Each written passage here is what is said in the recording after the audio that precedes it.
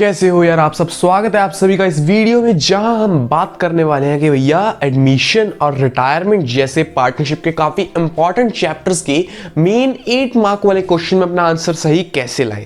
देखो आप सबको पता है कि इस चैप्टर में से 8 नंबर का क्वेश्चन आएगा और 8 नंबर 80 में से बहुत ज्यादा होते हैं। सबसे बड़ा क्वेश्चन, सबसे ज्यादा वेटेज रखने वाला क्वेश्चन, लेकिन फिर भी लाखों एफर्ट्स डालने के बाद भी हमारा आंसर नहीं आता तो भैया करे क्या। हमारे सारे कॉन्सेप्ट क्लियर, हमारी कैलकुलेशंस ओके, लेकिन कहीं ना कहीं इतने बड़े क्वेश्चन में कुछ ना कुछ रह जाता है। कोई एंट्री डाल नहीं रह गई या किसी एंट्री का कोई एक जगह इंपैक्ट डालना रह गया, कुछ ऐसी गड़बड़ हो गई जिससे आंसर नहीं मैच हुआ तो करे क्या। एट द एंड कभी कभार आपकी बैलेंस शीट भी मैच हो जाती है लेकिन वो गलत मैच हो जाती है तो क्या करें। इसीलिए इस वीडियो में मैं आप सबको बताने आया हूं एक ऐसी अप्रोच, एक ऐसी स्टेप बाय स्टेप प्रोसेस जिसको फॉलो करके अगर आप चलोगे तो कोई एंट्री मिस नहीं होगी, सारी एंट्री अपनी अपनी जगह पे लोकेट होंगी और वो अप्लाई होंगी। दूसरी चीज, आपका आंसर परफेक्ट आएगा ही आएगा, ये मेरी गारंटी है, क्योंकि भाई पूरी 12th में ना मैंने पूरी डीके गोयल करी है, उसके काफी एग्जांपल्स करे, एट द एंड आगे सैंपल पेपर्स करे, मतलब अकाउंट्स मेरा फेवरेट था, शौक से भी पढ़ा है और मार्क्स के लिए भी पढ़ा है, तो मुझे बहुत ज्यादा इस चीज का एक्सपीरियंस है। तो मैंने एक ऐसा तरीका क्रैक किया है आप सबकी रिक्वेस्ट पे, आप सबके लिए, कि अकाउंट्स में एडमिशन और रिटायरमेंट वाले क्वेश्चंस को किस तरह से ट्राई करें, किस तरह से सॉल्व करें कि आपका आंसर परफेक्ट आए। तो मेरा नाम है, इसकी वीडियो करते हैं शुरू।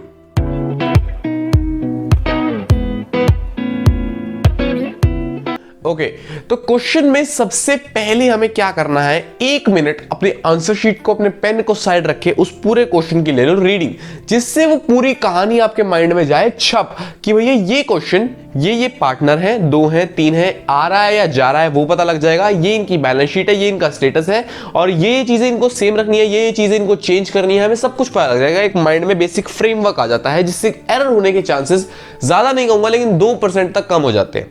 ठीक है, अभी हमें 100% कम करने हैं, हमारे 2% से 3% यहां कम हो गए हैं। ओके, तो अब आगे बढ़ते हैं। एक जो मेजर चीज हमें करनी है, रिवैल्यूएशन अकाउंट। आप सबको लगता है भाई रिवैल्यूएशन अकाउंट होता है इतना सा, 1 या 2 एडजस्टमेंट का बन जाता है रिवैल्यूएशन अकाउंट, लेकिन उसकी जो वैल्यू है ना वो आप समझ नहीं पाते, क्योंकि रिवैल्यूएशन अकाउंट बनता है क्वेश्चन में सबसे पहले। आपने अगर वहां पे एक छोटी सी गलती कर दी और उस गलती को कैरी फॉरवर्ड करते गए कैपिटल अकाउंट, फिर बैलेंस शीट, और एट द एंड आपका सारा आंसर गलत। भाई 8 नंबर में से 2 नंबर 3 नंबर मिलेंगे आपको। जब आप बुक में करते हो कि क्या आदत है कि आपने रिवैल्यूएशन अकाउंट बनाया, उसका आंसर चेक कर लिया कि हाँ भाई प्रॉफिट आ रहा है, डन, अब आगे बढ़ो, लॉस आ रहा है, डन, अब आगे बढ़ो। ऐसा बिल्कुल नहीं करना। सबसे पहले तो इस आदत को बदलो। इस आदत को बदलने से आपको क्या होगा, आप रिवैल्यूएशन बनाओ, उसके बाद बिना आंसर देखे कैपिटल पे आओ, फिर बिना आंसर देखे बैलेंस शीट पे आओ, फिर अपना आंसर देखो। आप अपने आप से अपना कॉन्फिडेंस बूस्टअप करो कि भाई मैंने जो रिवैल्यूएशन अकाउंट बनाया वो सही बनाया। और उसको कॉन्फिडेंस बूस्टअप कब होगा, जब आपके सही बनेंगे एक्चुअल में। मतलब आंसर देख के आपको सही नहीं करने, आप सही करो, एडजस्टमेंट को ढंग से रीडिंग लो। क्योंकि देखो जनरली क्या होता है, 1 या 2 एडजस्टमेंट होती है जिनको देख के रिवैल्यूएशन अकाउंट बन जाएगा, 1-2 इधर उधर एंट्री होंगी उसकी डेबिट क्रेडिट में और आपका आंसर आ जाएगा रिवैल्यूएशन अकाउंट का। रिवैल्यूएशन अकाउंट को सबसे ज्यादा ध्यान से टाइम नहीं करना है, क्योंकि अगर आपने वहां जल्दी कर दी तो आपको पता है आगे क्या कबाड़ा हो जाएगा। इसलिए बड़ी शांति से माइंड को पीस में लाकर, माइंड को सेंटर में लाकर आपको रिवैल्यूएशन अकाउंट बनाना है, और जो भी उसका प्रॉफिट लॉस आएगा उसको आगे हम लेके जाएंगे। फर्स्ट स्टेप हमारा होता है कंप्लीट रिवैल्यूएशन अकाउंट, हम बना चुके हैं। अब आते हैं सेकंड स्टेप पे जो है कैपिटल अकाउंट। देखो इन दोनों चैप्टर में बेसिक अप्रोच वही है ना, इसलिए मैं कवर कर रहा हूं दोनों को एक साथ। कैपिटल अकाउंट में क्या करना है, अब जनरली क्या करते हैं बच्चे, भाई इतना लंबा क्वेश्चन, इतनी सारी चीजें, कुछ ना कुछ रह जाता है, तो रह जाने की वजह से आपका आंसर नहीं मिल पाता, और एक भी चीज मिस हो गई या एक भी चीज हड़बड़ी में 2 बार डाल दी तो वो दिक्कत हो जाती है। अब एक ऐसे स्टेप बाय स्टेप प्रोसेस से चलना है। कैपिटल अकाउंट के अंदर भी कुछ स्टेप्स हैं वो फॉलो करने हैं, जिससे कैपिटल अकाउंट भी आपका परफेक्ट बनेगा। सबसे पहले कैपिटल अकाउंट में आपको क्या करना है, जो बैलेंस ब्रॉट डाउन है वो उतार लेना है पुरानी बैलेंस शीट से। फिर सेकंड नंबर पे आपको क्या करना है, रिवैल्यूएशन का प्रॉफिट है या जो लॉस है वो उनके ओल्ड प्रॉफिट शेयरिंग रेशियो में बांट देना है। फिर थर्ड स्टेप में आपको क्या करना है, जो भी एडजस्टमेंट में कहा हुआ है, आपको क्वेश्चन के एडिशनल इंफॉर्मेशन मिली है, उसके अकॉर्डिंग बैलेंस शीट में जो जो सामान बटेगा उसको बांट दो, जो नहीं बटेगा उसको अनचेंज रख दो, पड़ा रहने दो, हम बैलेंस शीट में आगे उससे डील करेंगे। लेकिन जो जो सामान बटने वाला है, जैसे कोई जनरल रिजर्व है या फिर एडवर्टीजमेंट सस्पेंस अकाउंट है या ऐसा कुछ भी है जो फिक्टिशियस एसेट्स हमारी है, या फिर लायबिलिटीज साइड में कुछ ऐसी लायबिलिटीज जो हमारी बटती हैं, आपको पता है, उनको बांट दो। स्टेप बाय स्टेप पहले क्या, बैलेंस बीडी, फिर रिवैल्यूएशन का प्रॉफिट लॉस, फिर जो बटने वाला सामान है उसको बांट दो पुराने पार्टनर्स में। अब बात आती है थोड़ा और डीप जाने की, कुछ और चीजें देखने की। किसी क्वेश्चन में कुछ स्पेसिफिक ट्रीटमेंट कही हुई है तो उसको बड़े ही ध्यान से देख के करो। एडजस्टमेंट की एक बात याद रखना, जैसे ही आपने एक एडजस्टमेंट को कंप्लीट कर लिया ना, उस पर टिक मार्क कर दो। क्वेश्चन पेपर में, बुक में, पेंसिल से पेन से आपको कंफर्ट देखना है यार। एग्जाम में आप क्वेश्चन पेपर पे टिक मार्क करोगे, कोई नहीं रोकेगा आपको, ठीक है। तो एक एडजस्टमेंट पे टिक मार्क करने से क्या होगा कि अब मेरे को इस एडजस्टमेंट की तरफ दोबारा मुड़ के नहीं देखना, ये मैंने कर ली है। और ये जल्दबाजी में बिल्कुल ना करना कि आधी एडजस्टमेंट पड़ी, कर दी, टिक कर दिया और आगे बढ़ गए, तो दिक्कत हो जाएगी। पूरी एडजस्टमेंट अच्छे से पढ़ो, फिर उस पर एक्शन लो, ये चीज ध्यान रखना। तो तीसरे नंबर पे हमने क्या किया, सामान बांट दिया, जो भी उनके फिक्टिशियस एसेट्स वगैरह थे। उसके बाद चौथे नंबर पे जो नया पार्टनर आ रहा है या जो पुराना पार्टनर जा रहा है, उसकी गुडविल की ट्रीटमेंट हमें करनी है, सैक्रिफाइसिंग और गेनिंग रेशियो में। आप सबको पता है, मैं यहां सिलेबस नहीं पढ़वा रहा हूं, मैं यहां सिर्फ प्रोसेस बता रहा हूं, ट्रीटमेंट बता रहा हूं कि किस चीज को पहले क्या, बाद में क्या, कैसे करना है वो चीज। तो जब आपने ये भी कर दिया, एट द एंड जो नॉर्मल क्वेश्चंस होते हैं और जो बोर्ड में भी आते हैं, आपके सीबीएसई बोर्ड में कोई बहुत हाई फाई टफ क्वेश्चंस नहीं आते, रेयर क्वेश्चंस होंगे इनमें, इनके अलावा आपको कुछ करना होगा। जनरल क्वेश्चन की अगर मैं बात करूं तो यही चार चीजें होंगी। एट द एंड आपको कैपिटल करनी होगी एडजस्ट, नए पार्टनर की लेके आनी है, चाहे बैंक से चाहे करंट अकाउंट से, उसकी गुडविल एडजस्ट करके साथ करनी है, या फिर पुराने पार्टनर उसको वापस देनी है, या उसके एग्जीक्यूटर अकाउंट में डाल दिया अगर वो मर गया तो। वो जो भी सिचुएशन है, 5 स्टेप अप्रोच है कैपिटल अकाउंट की। एक बार रिपीट करते हैं, सबसे पहले बैलेंस पीडी, फिर रिवैल्यूएशन अकाउंट, फिर जो बट रहा है बांट दो, फिर गुडविल और एट द एंड कैपिटल की एडजस्टमेंट। बस इतना सा सिंपल सा क्वेश्चन होगा। और जो रेयर क्वेश्चन मैं आपको बता रहा हूं कि कुछ ऊपर नीचे होंगे, अलग होंगे, तो आपको क्या करना है कि सबसे पहले बैलेंस पीडी, फिर रिवैल्यूएशन, फिर जो सामान बटेगा उसको बांट दो, फिर कुछ अलग सी एडजस्टमेंट है या कुछ नई सी चीज आपको दिखी उसको अप्लाई करो, उसके बाद गुडविल करो, उसके बाद कैपिटल एडजस्टमेंट करो और आपका कैपिटल अकाउंट बन जाएगा एक नंबर। ना कोई चीज डबल होगी और ना कोई चीज छूटेगी, ये बात ध्यान रखना। उसके बाद हमें बनानी है बैलेंस शीट। देखो, मैं जो अप्रोच मानता हूं कि हम जनरली बच्चे करते हैं, पहले रिवैल्यूएशन अकाउंट, फिर कैपिटल अकाउंट, फिर बैलेंस शीट। ऐसे ना करके हम तीनों को अगर साइमल्टेनियसली बनाएंगे तो वो बेटर रहता है। लेकिन साइमल्टेनियसली बनाते हुए काफी बच्चे उलझ जाते हैं, कंफ्यूज कर लेते हैं, इधर का उधर, उधर का इधर, कुछ उल्टी एंट्रीज कर देते हैं, बैलेंस शीट वाला सामान कैपिटल अकाउंट में आ जाता है, पता भी नहीं लगता। तो ये दिक्कत है। अगर आप कंफर्टेबल हो साइमल्टेनियसली बनाने में तो दैट्स वेरी गुड। अगर आप नहीं हो तो एक एक करके बनाओ, उसमें भी कोई दिक्कत नहीं है। लेकिन मैं अपनी पर्सनल प्रेफरेंस बताऊंगा, मैं बताऊंगा जिससे स्पीड बढ़ती है, जिससे आंसर भी एक्यूरेट आता है, वो साइमल्टेनियस वाला सीन ही है। बैलेंस शीट बनाते हुए हमें क्या करना है, सबसे पहले कि हमें सारा सामान जो पुरानी बैलेंस शीट में था, जो अनचेंज्ड है, उसको एज इट इज उतार लेना है। यानी कि कोई सन्ड्री क्रेडिटर है, कोई डेटर है, कोई फिक्स्ड एसेट है, कुछ भी ऐसी चीज जिसको हमने रिवैल्यूएशन में और कैपिटल में चेंज किया ही नहीं, उसको एज इट इज उसी फिगर के साथ उतार के नई बैलेंस शीट में लगा दो, ठीक है। उसके बाद जो जो चीजें हमने रिवैल्यूएशन अकाउंट में चेंज की ना, किसी पे डेप्रिसिएशन लगाया, किसी पे एप्रिसिएशन लगाया, किसी को कोई दिक्कत हो गई, कुछ भी हो गया, उन चीजों की वो वैल्यू कम ज्यादा करके अब ले आओ नई बैलेंस शीट में। उसके बाद कैपिटल अकाउंट पे सबसे फोकस करना है बैलेंस शीट बनाते हुए, क्योंकि वहां छोटी सी गलती काफी बार हो जाती है। ये छोटी सी गलती है तो छोटी, लेकिन काफी कॉमन गलती है और काफी बच्चे कर देते हैं कि कैपिटल अकाउंट में जब भी हमने गुडविल का सीन किया तो मोस्ट केसेस में वो कैश नहीं लाता, वो करंट अकाउंट से पेमेंट करता, तो उसका करंट अकाउंट खोलना ही हम भूल जाते हैं। या फिर वो कैश भी ले आया तो उसके कैश बैलेंस में, उसके नहीं फर्म के कैश बैलेंस में हम ऐड करना भूल जाते हैं, ये भी गलत चीज है। तो कैपिटल अकाउंट को बड़े ध्यान से देखना है आपको, और जो चीज बट गई है उसको दोबारा बैलेंस शीट में नहीं लाना। ये सारी छोटी छोटी चीजें आपको ध्यान रखनी है। फिर से अगर मैं एक बार आपको बताऊं तो बैलेंस शीट में पहले अनचेंज्ड आइटम्स उतार ली, उसके बाद रिवैल्यूएशन अकाउंट में जिन जिन आइटम्स का फर्क पड़ा है उनको उठा के नई बैलेंस शीट में डाल दिया। जो जो चीजें बैलेंस शीट की कैपिटल अकाउंट में बट चुकी हैं उनको लिखना ही नहीं है, क्योंकि वो ऑलरेडी बट चुकी हैं। कैपिटल अकाउंट में गुडविल अगर कैश से आई है तो कैश बढ़ा दो, अगर करंट अकाउंट से आई है तो करंट अकाउंट को ऐड कर दो, एसेट साइड, लायबिलिटी साइड, जैसे भी वो होता है। और उसके बाद हमें क्या करना है, हमें अपनी मेन चीज का टोटल मारना है।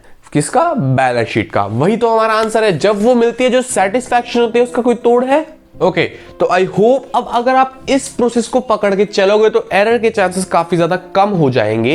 ऐसा इसलिए है क्योंकि अगर आप स्टेप बाय स्टेप चलोगे, हर चीज को प्रैक्टिकल वे से, दिमाग को ठंडा करके एक एक चीज को पूरा पूरा पढ़ के करोगे, तो ना ही आप किसी चीज को डबल कर दोगे और ना ही किसी चीज को मिस कर दोगे। जब भी आपकी बैलेंस शीट मैच नहीं होती तो उसका यही कारण होता है, या तो कोई ना कोई चीज आपने मिस कर दी या कोई ना कोई चीज एक्स्ट्रा ऐड कर दी। बस आपको यही ध्यान रखना है कि सबसे पहले तो एडजस्टमेंट, एक गोल्डन रूल हमेशा याद रखना कि भैया एडजस्टमेंट का इंपैक्ट कम से कम दो जगह पड़ेगा। एडजस्टमेंट क्या होती है, जो हमने अभी तक की नहीं है, हमें करनी है। और अकाउंटेंसी में डबल एंट्री सिस्टम क्या कहता है कि हर ट्रांजैक्शन का इंपैक्ट कम से कम दो जगह पड़ता है, एक डेबिट और एक क्रेडिट। तो जो भी आप एडजस्टमेंट कर रहे हो उसका कम से कम दो जगह इंपैक्ट पड़ेगा, एक जगह कहीं ना कहीं रीवैल्यूएशन में, या एक जगह कैपिटल में, या बैलेंस शीट में। इन तीन में से किसी ना किसी दो जगह एक एडजस्टमेंट का इंपैक्ट 110% पड़ेगा। हो सकता है तीनों भी बढ़ जाए, लेकिन कम से कम दो जगह। जब भी आपको लगे कि मैंने इस एडजस्टमेंट को उठाया, इसको समझा और इसकी ट्रीटमेंट सिर्फ एक जगह कर दी, तो आपका आंसर आ ही नहीं सकता। हर एडजस्टमेंट की ट्रीटमेंट कम से कम दो जगह होगी, ये बात को ध्यान रखना। इस चीज को पकड़ के चलो, और जब भी आपका आंसर मैच नहीं हो रहा तो सबसे पहले अपनी एडजस्टमेंट चेक करो कि ये एडजस्टमेंट थी, मैंने इसका ये किया तो ओके, डबल ट्रीटमेंट डन। ये एडजस्टमेंट थी, इसके तीन जगह कर दी, डन। और इक्वल अमाउंट आ रही है डेबिट क्रेडिट की, तो ओके। ये एडजस्टमेंट थी लेकिन इसकी ट्रीटमेंट मैंने सिर्फ एक जगह ही करी, भाई यही तो पंगा था। ऐसे चीजों को आपको एनालाइज करना है, और प्रैक्टिस बाय प्रैक्टिस आपको एनालाइज करने की जरूरत ही नहीं पड़ेगी, आपका आंसर गलत आएगा ही नहीं। फर्स्ट अटेम्प्ट में बिना बहुत ज्यादा देर लगाए फास्ट स्पीड के साथ आपका आंसर एक्यूरेट आएगा, और आपको बार बार गलत करके एनालाइज करने की जरूरत ही नहीं पड़ेगी ये चीज। अब अगर आप चीजों को साइमल्टेनियसली करते हैं, जैसा मैंने कहा, तो आप प्रोसेस कैसे फॉलो करोगे। कई बच्चों के मन में सवाल आ रहा होगा, जिसके भी आ रहा है तो मैं आपको बता दूं कि साइमल्टेनियसली का मतलब यह है कि आपको करना ऐसी है उसी प्रोसेस में, जैसे मैंने कहा रिवैल्यूएशन बनाओ। रिवैल्यूएशन बनाते ही जिस एसेट में जिस लायबिलिटी में आपने कम ज्यादा किया उसको बैलेंस शीट में लाके डाल दो। बैलेंस शीट में लाके डाल दो, यानी कि फर्नीचर था 10,000 का, उस पे 1,000 डेप्रिसिएशन लगा दिया, तो रिवैल्यूएशन अकाउंट में टू फर्नीचर 1,000 कर दो, और उसके बाद इधर बैलेंस शीट में साथ के साथ फर्नीचर दिखा दो एसेट्स में 9,000 का। जैसे ही रिवैल्यूएशन बना, आपकी बैलेंस शीट में वो एसेट लायबिलिटी कवर हो गई। उसके बाद रिवैल्यूएशन का प्रॉफिट लॉस उठा के लाओ कैपिटल अकाउंट में। कैपिटल अकाउंट में आने के बाद आपको क्या करना है, आपको उसी प्रोसेस चलना है जो मैंने बताया। सबसे पहले बैलेंस बीडी डाल दिया, उसके बाद रिवैल्यूएशन का प्रॉफिट लॉस डाल दिया, उसके बाद हमारी जो चीजें बट रही थी उनको बांट दिया। देखो अब इन तीन चीजों से बैलेंस शीट पे कोई भी इंपैक्ट नहीं पड़ा, तो हमने साइमल्टेनियसली करते हुए भी कुछ नहीं किया। उसके बाद जो नया पार्टनर कैश ला रहा है, चाहे वो कैपिटल के लिए ला रहा है, चाहे वो गुडविल के लिए ला रहा है, चाहे पुराना पार्टनर लेके जा रहा है कैश, जो भी है उस चीज को साथ के साथ एनालाइज करके वर्किंग नोट में प्लस माइनस करके कैश बैलेंस दिखाओ या बैंक बैलेंस दिखाओ बैलेंस शीट में। ये बात समझो। उसके बाद एट द एंड कैपिटल है, जो आप समझ चुके हो कैसे करनी है, उसकी जो भी ट्रीटमेंट होगी at the end capital account दिखाना है, बैलेंस शीट में करंट अकाउंट दिखाना है, आप दिखा दोगे। उसके बाद बस वही चीज है जो आपको बैलेंस शीट में, पुरानी बैलेंस शीट में अनचेंज्ड आइटम थी वो दिखानी है। आपको कैश बैलेंस दिखा दिया हमने, कैपिटल अकाउंट दिखा दिया हमने, तो बचा गया, सब कुछ हो गया। एक एक एडजस्टमेंट की दो जगह इंपैक्ट पड़ गया, टोटल मारो, टोटल बराबर। तो चलो एक एग्जाम्पल क्वेश्चन करते हैं, जिसमें आपको अपनी अप्रोच को प्रैक्टिकली अप्लाई करके बताऊंगा कि कैसे कैसे एक क्वेश्चन को अटेम्प्ट किया जाता है। बेसिक सी बात है, तीन पार्टनर्स है 5:3:2 रेशियो में। एक नया पार्टनर है डी, कुछ एडजस्टमेंट दी हुई हैं और उसकी सारी कंडीशंस दी हुई हैं, यानी कि हमें पूरा अकाउंट बनाना है, रिवैल्यूएशन अकाउंट, कैपिटल अकाउंट चारों पार्टनर्स का, और बैलेंस शीट बिल्कुल नई।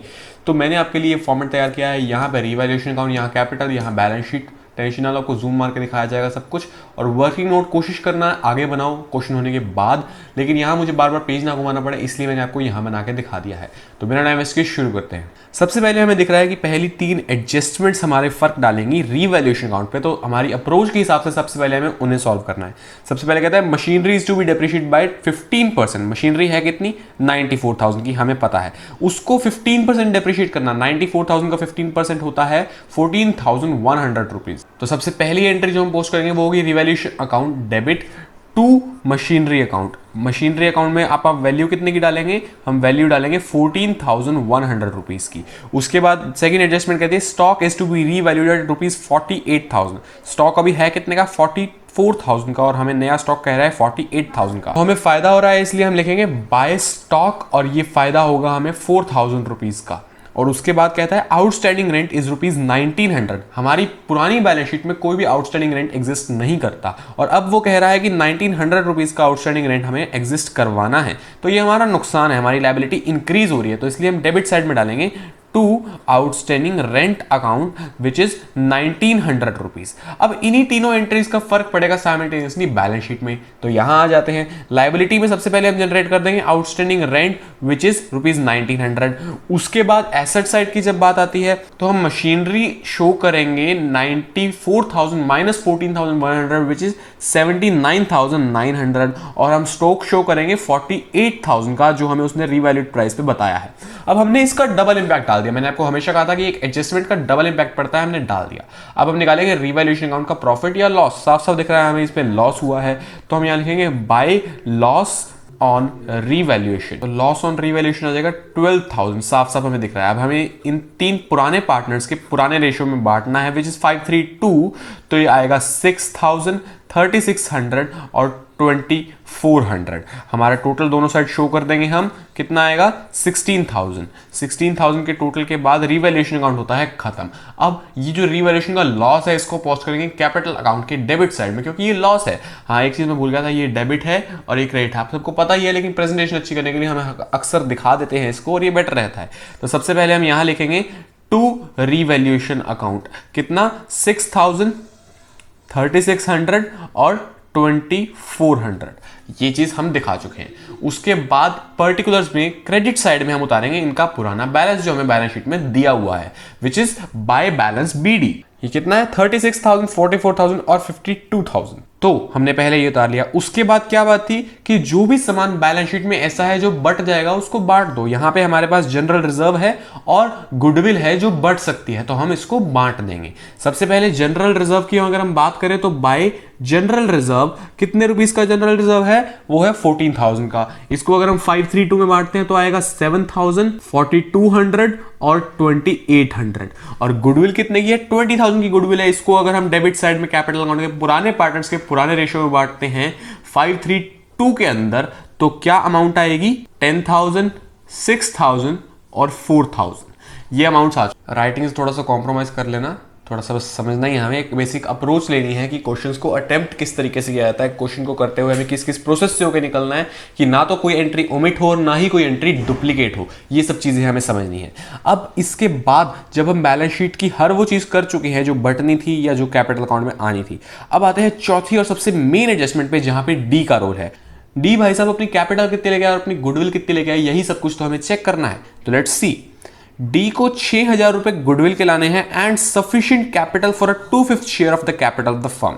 सबसे पहले हम वर्किंग नोट में यही चेक करते हैं कि फर्म की टोटल कैपिटल कितनी बनती है जिसका 2/5 शेयर डी को लाना है। फर्म की एग्जिस्टिंग कैपिटल कितनी है, सबसे पहले तो हमें ये निकालना होगा। एग्जिस्टिंग कैपिटल के लिए हमें एक बार इस कैपिटल अकाउंट को बंद करना होगा, लेकिन उससे पहले हमें गुडविल की एडजस्टमेंट करनी होगी। डी भाई साहब 6,000 रुपए गुडविल के लाएंगे और नए रेशियो के अकॉर्डिंग एबीसी का सैक्रिफाइसिंग रेशियो क्या है, हम पहले तो ये कैलकुलेट करते हैं। हमें सिर्फ ये बताया है कि जो डी आएगा वो नई फर्म का 40% शेयर लेगा और बाकी 3 पार्टनर्स का जब हमें कुछ डिफाइंड नहीं है तो हम यही मानते हैं कि उनका पुराने रेशियो के अंदर ही चलेगा। तो हमारे पास sacrificing ratio is totally equal to old ratio, यानी कि सैक्रिफाइसिंग रेशियो भी आएगा 5:3:2। तो जो गुडविल का पैसा आ रहा है वो 532 में ही बटेगा, बिल्कुल बटेगा भाई, कोई दिक्कत नहीं है। तो हम यहां साफ साफ लिख सकते हैं कि बाय प्रीमियम फॉर गुडविल 6,000 को अगर हम 532 में बांटते हैं तो आएगा 3,000, 1,800 और 1,200। हमने गुडविल के पैसों को बांट दिया 5:3:2 में। पुराने पार्टनर्स को उनके सैक्रिफाइस शेयर का हिस्सा मिल गया, दैट्स ओके। अब हम पुराने पार्टनर्स की फाइनल कैपिटल निकाल लेते हैं। इस क्वेश्चन को इस तरह से करने से काफी साफ सुथरा भी लगता है और उसके बाद हमें करने में भी काफी आसानी हो जाती है। एक बार के लिए हम मान लेते हैं कि हम अकाउंट्स को कर रहे हैं बंद, टू बैलेंस कैरिड डाउन करके इसको खत्म कर देते हैं।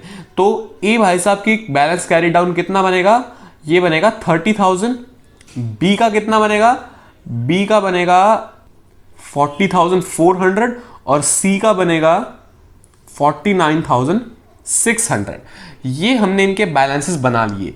यहां पे हमने एक बार इन सब सीन को बंद कर दिया, इनका टोटल मार दिया और इस टोटल मारने के बाद इनकी फाइनल अमाउंट्स क्या आई हैं 46,000, 50,000 और 56,000। ये हमने एक बार अकाउंट बंद कर दिया। लेकिन एक चीज रहती है सबसे इंपॉर्टेंट कि डी भाई साहब कितनी कैपिटल ला रहे हैं, हमें उसको कंसीडर करना है। अब इन्हीं अकाउंट्स को दोबारा खोलते हैं बाय बैलेंस बीडी से।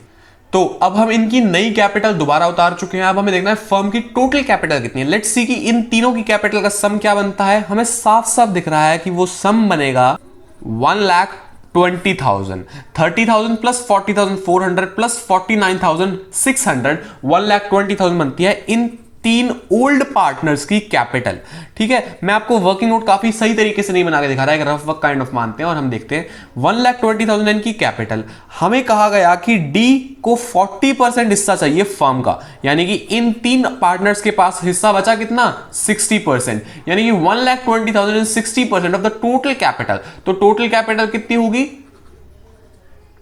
1,20,000 को जब हम मल्टीप्लाई कर देंगे 100 से और डिवाइड कर देंगे 60 से तो हमारे पास टोटल कैपिटल आ जाएगी 2 लाख रुपीज। अब 2 लाख रुपीज का 40% यानी कि 80,000 रुपीज डील आएगा एज अ कैपिटल, ये हमें पता करना है। अब जनरली क्या होता है, हम इसको बंद किए बिना यहीं पे टोटल मार के वर्किंग नोट में गंद मचा के इसको टोटल मारते हैं, चेक करते हैं, फिर उसकी कैपिटल आते हैं। ये तरीका काफी बेटर है, काफी साफ सुथरा है। अगर आपको आपके टीचर ने दूसरे तरीके से कराया वो भी कोई दिक्कत नहीं है, बोर्ड में उसके भी अच्छे मार्क्स मिल जाएंगे, लेकिन ये साफ सुथरा और इजी लगता है, इसलिए मैं आपको ये रिकमेंड करूंगा। बैलेंस बीडी निकाल दिया हमने। इसके बाद हमें पता है कि जो डी भाई साहब है वो 2 लाख में से 1/20 तो हमारे पास पहले है, 80,000 नई कैपिटल लाएंगे वो, तो हम यहां एंट्री कर देंगे by bank account. By bank account हमने किया कितने रुपीस से, 80,000 से डी के अकाउंट में। तो बस इसके बाद हमें यहां करना है to balance carried down, to balance c d, चारों के नए बैलेंसेस, इन तीनों का बिल्कुल सेम रहेगा और डी के 80,000 एक्स्ट्रा ऐड हो जाएंगे। That is it. अब जब कैपिटल अकाउंट में बन गया, फाइनल बात आती है बैलेंस शीट पे। बैलेंस शीट में हम स्टार्ट करते हैं एसेट साइड से। हमारे पास कैश पहले था 18,000। अब हमें देखना है कैश में फर्क कहां आया। कैश में फर्क आया सिर्फ और सिर्फ यहां पे, जो हमने बैंक अकाउंट में कर दिया है 80,000। या तो हम कैश को 18 दिखा के बैंक में 80,000 दिखा दें, या हम कैश में ऐड कर दे और यहां बैंक की जगह कैश करते, जैसे आपको ठीक लगे कर सकते हो, अगर क्वेश्चन में कुछ स्पेसिफाइड नहीं है तो। बाकी बैंक से एंट्री मानते हैं, कैश को हम दिखाते हैं 18,000 और बैंक में दिखाते हैं हम 80,000। ठीक है। इसके बाद हमें देखना है बिल रिसीवेबल थे 14,000 के, जो अनचेंज पड़े, उनमें हमने कुछ भी चेंज नहीं किया, तो हम दिखा देते हैं बिल रिसीवेबल वर्थ रुपीज 14,000। उसके बाद स्टॉक हम दिखा चुके हैं, मशीनरी हम दिखा चुके हैं, गुडविल हमारी बढ़ चुकी है और डेटर्स है वर्थ रुपीज 42,000। तो डेटर्स को एज इट इज हमें दिखा देना है बिना किसी चेंज के 42,000। दैट्स ओके, बहुत अच्छी बात है। अब हमें आना है लायबिलिटी साइड में। आउटस्टैंडिंग रेंट हम दिखा चुके हैं। क्रेडिटर्स हमारे थे वर्थ रुपीज 64,000, जिनको हमने चेंज नहीं किया तो उनको एज इट इज दिखा दो 64,000। That's it. यार राइटिंग से थोड़ा सा आपको एडजस्ट करना पड़ेगा, मैं मानता हूं काफी खराब है मेरी राइटिंग, और यहाँ कैमरा का सेटअप थोड़ा अजीब सा है तो मैं हाथ कंफर्टेबली अपना नहीं लगा पा रहा हूं। बस आप बेसिक सी अप्रोच समझ जाओ यार, यहाँ बैलेंस शीट टैली हो जाएगी। That's it. उसके बाद जनरल रिजर्व हमारा बढ़ चुका है। लायबिलिटी साइड में अब एक चीज रहेगी, ये दैट इज कैपिटल। बस कैपिटल टोटल कितनी है, 2 लाख। और यहां पे हमें चारों पार्टनर्स की अलग अलग बिक्री होती है, ए बी सी डी, यहां नीचे लाइन लगा के वहां 2 लाख शो करना है। ओके, तो बैलेंस शीट बनाते हुए हमें पता है आउटस्टैंडिंग रेंट हम ले चुके हैं, क्रेडिटर्स हमने एज इट इज उतार लिए, bills payable as it is उतार लिए, कैपिटल हमारी 2 लाख आ चुकी है, मशीनरी डेप्रिशिएट होने के बाद इतने की बचती है, स्टॉक हम 48,000 का हमें देख चुके हैं, रिवैल्यूएशन अकाउंट में कितना आया था, कैश एज इट इज उतार दिया, बैंक अकाउंट में जो भी पेमेंट हमें रिसीव हुई किससे, नए पार्टनर से, वो उतार चुके हैं, bills receivable as it is हैं और डेटर्स एज इट इज हैं। तो हमारा टोटल बनता है 2,87,900 और इधर भी 2,87,900। अब इस तरीके से अगर हम चलते हैं तो हमारी कोई भी चीज ना तो ओमिट होगी और ना ही डुप्लीकेट होगी। तो ये बेस्ट अप्रोच है एडमिशन और रिटायरमेंट की क्वेश्चंस को करने की। एंड आई होप सो आपको अच्छे से समझ आ गया होगा। धन्यवाद। तो बस यार आज का वीडियो यहीं पे करते हैं खत्म। लेकिन एक बात सुनो यार, ये वीडियो किसी बच्चे की डिमांड पे बनी है। उसने कहा कि भैया एडमिशन और रिटायरमेंट में ये दिक्कत आती है तो आप गाइड करो। मैंने स्पेशल इस पे डेडिकेटेड वीडियो बना दी, अपना एक्सपीरियंस बताया कि मैं किस तरीके से करता, तो तुम भी उस तरीके से करो और इस चीज में मार्क्स ले आओ, इस चीज में अपने मार्क्स मत कटवाओ, क्योंकि ये इंपॉर्टेंट है। इसी तरह से अगर आपका भी कोई डाउट है, आपको भी लगता है किसी ना किसी चीज में कोई दिक्कत है, अगर छोटी मोटी दिक्कत है तो मुझसे इंस्टाग्राम पे कनेक्ट हो, मुझसे डीएम करो, मुझसे बात करो, हम आपस में मिलकर आपकी दिक्कत सॉल्व कर देंगे। और अगर आपको लगता है कि आपको उस चीज पे एक डेडिकेटेड वीडियो चाहिए तो चाहे आप कमेंट्स में, चाहे इंस्टाग्राम पे, आपको जो मर्जी बोलने का मन हो, जो मर्जी पूछने का मन हो, जो मर्जी डिमांड करने का मन हो, आप दिल खोल के कमेंट्स में पूछ सकते हो। लाइक शेयर सब्सक्राइब मैं हर बार नहीं कहता, आज भी नहीं कहूंगा। अच्छा लगेगा तो आप अपने आप कर दोगे। आपको पता है किसी की मेहनत को कैसे अप्रिशिएट किया जाता है। आपको करना सिर्फ ये है कि एक कमेंट छोड़ के जाना है, आपका ऑनेस्ट अनबायस्ड ओपिनियन कि आपको ये वीडियो कैसी लगी, अच्छी तो क्यों अच्छी और बुरी तो क्यों बुरी, ये चीज। और आपकी कोई भी डिमांड हो तो दिल खोल के इसे अपना चैनल मान के अपनी डिमांड रख दीजिए, आपकी डिमांड पे वीडियो आएगी। ये अक्टूबर हमारा चल रहा है कॉमर्स स्पेशल, हम accounts, business studies, economics, English, maths, इन सब पे वीडियोस लाने वाले हैं। तो कोई भी चीज अगर आप इसमें ऐड करवाना चाहते हो कि ये चीज, ये मेरा डाउट था, आप इस पे वीडियो बना दो। अगर उस पर ऑलरेडी बन चुकी है तो वो आ जाएगी अपने टाइम पे, अगर नहीं बनी तो मैं बना के और डाल दूंगा। तो बस धन्यवाद, मिलते हैं आपसे अगली वीडियो में।